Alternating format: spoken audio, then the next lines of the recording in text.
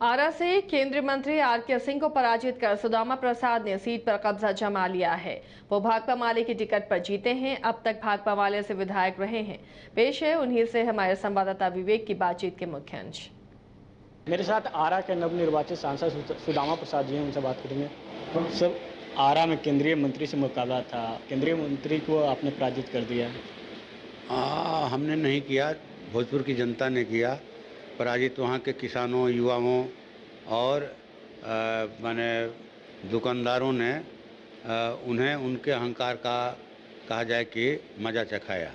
केंद्र में मंत्री थे, केंद्र में आरा उससे क्या हो जाता है? वोट तो जनता को देना है, वोट जनता देगी। वोट वोट से ही किसी का चेहरा बड़ा होता है और वोट से ही कोई किसी का चेहरा बिगाड़ देता है, ठीक ना? वोटे से ना जनता मालिक है। आरा में प्रधानमंत्री भी गए थे, उनके नाम प्रधानमंत्री जी नहीं गए थे। आरा में माननीय गृह मंत्री जी गए थे, अमित शाह जी।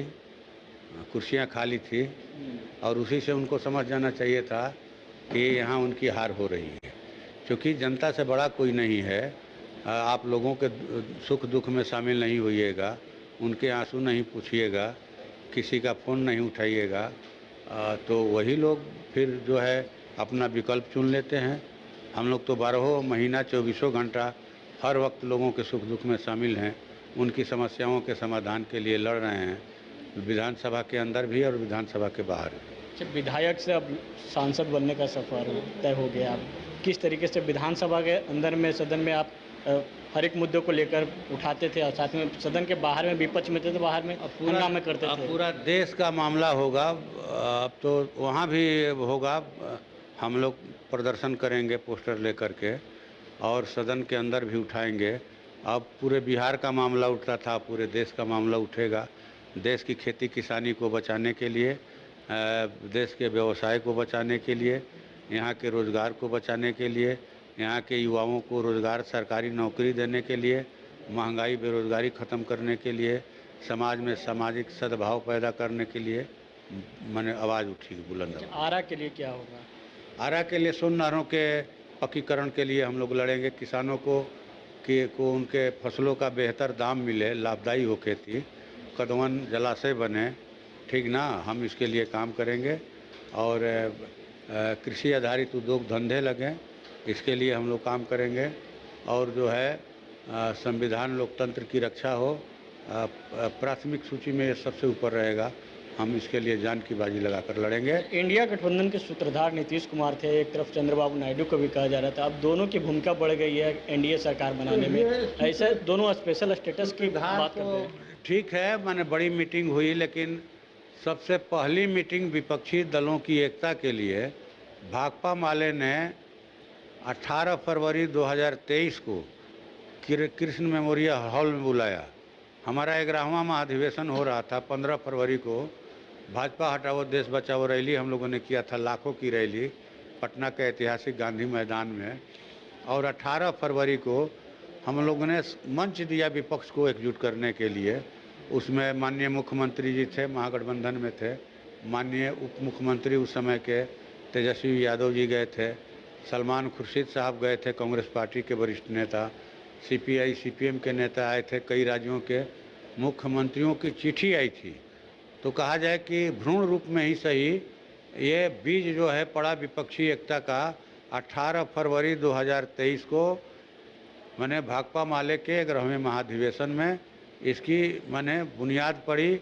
और ये फला फूला 23 मैंने जून को यहाँ मीटिंग हुई, नीतीश जी उसकी मेज़बानी किए। फिर कर्नाटक में मीटिंग हुई जहाँ मैंने 26 दल के लोग जुटे, महाराष्ट्र में 28 दल के लोग जुटे, इंडिया गठबंधन नाम पड़ा कर्नाटक में। तो ये एकता परवान चढ़ी और मैं समझता हूँ कि इसमें इंडिया गठबंधन में शामिल तमाम दलों की के नेताओं की, कार्यकर्ताओं की, वोटरों की भूमिका है कि एकता को परवान चढ़ाया और 400 पार के नारे को भाजपा की हवा निकाल दी। 400 पार के तो आप लोग हवा निकाल दी, लेकिन अभी नीतीश कुमार और चंद्रबाबू नायडू के ही सहारे एनडीए की सरकार बनी है। दोनों स्पेशल स्टेटस की मांग करते थे अपने राज्य के लिए। ऐसे में क्या लग रहा है कि लंबे समय से ये मांग कर रहे हैं कि बिहार को विशेष राज्य का दर्जा मिलना चाहिए। जब से ये प्रांत बटा है, यहाँ के संसाधन जो है कमज़ोर हुए हैं, बहुत कमज़ोर हुए हैं। तो ये तो हमारी माने लंबे समय की मांग रही है। हम इसका समर्थन करते हैं और नीतीश कुमार जी से और माननीय चंद्रबाबू नायडू जी से भी ये आग्रह करेंगे, अपील करेंगे कि वो भाजपा का साथ छोड़कर इंडिया गठबंधन में शामिल हों और देश के संविधान लोकतंत्र को बचाने का ऐतिहासिक जो है जिम्मेवारियों का निर्वहन करें।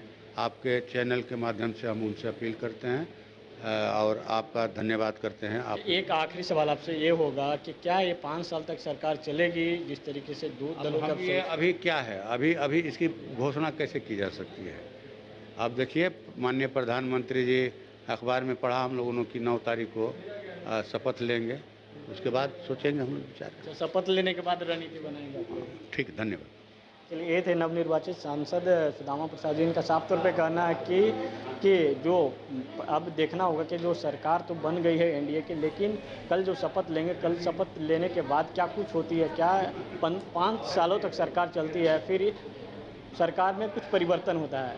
न्यूज़ डेस्क के लिए पटना से विवेक रंजन।